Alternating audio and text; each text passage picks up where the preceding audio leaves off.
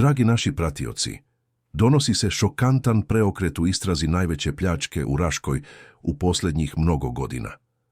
Kako saznajemo, isplivali su novi dramatični detalji o nestanku čak 235 miliona dinara iz kombija za transport novca, što je izazvalo ozbiljnu uzbunu i intenzivnu potragu za počiniocima.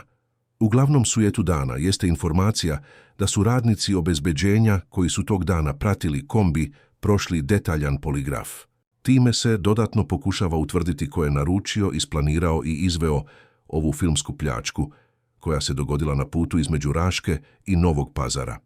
Istragu sprovodi policijska uprava iz Kraljeva po nalogu Višeg javnog tužilaštva, a sve činjenice treba da pokažu da li je neko iznutra učestvovao u organizaciji krađe, ko je tipovao vozilo i da li je možda neko zakazao ili zataškavao činjenice tokom samog transporta.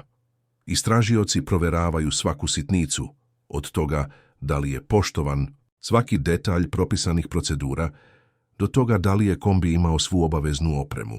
Podsjetimo, prema zakonu o privatnom obezbeđenju, vozilo koje prevozi veliku količinu novca mora da ima GPS nadzor, kamere, panik taster, kao i tačno propisane procedure ponašanja u slučaju nepredviđenih situacija ili prinudnog zaustavljanja.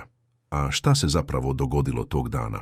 Kombi za transport novca stao je ispred jedne prodavnice u mestu Kučane, dok se kretao na putu između Raške i Novog Pazara. Jedan radnik je ušao u radnju, dok je drugi ostao u vozilu. U tom trenutku pojavio se maskirani napadač, prišao zaposlenom u vozilu i pod pretnjom ga naterao da krene u pravcu Novog Pazara.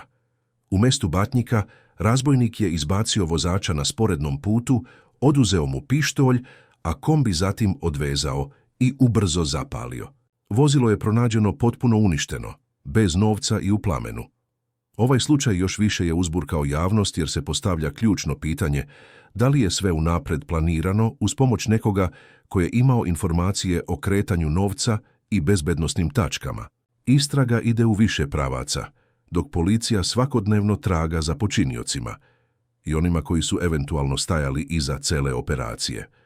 Poštovani gledaoci, ovo je tek početak raspleta koji bi mogao da iznese mnogo toga na svetlost dana i pokaže da li je pljačka bila unutrašnji posao ili delo profesionalnog kriminalnog tima.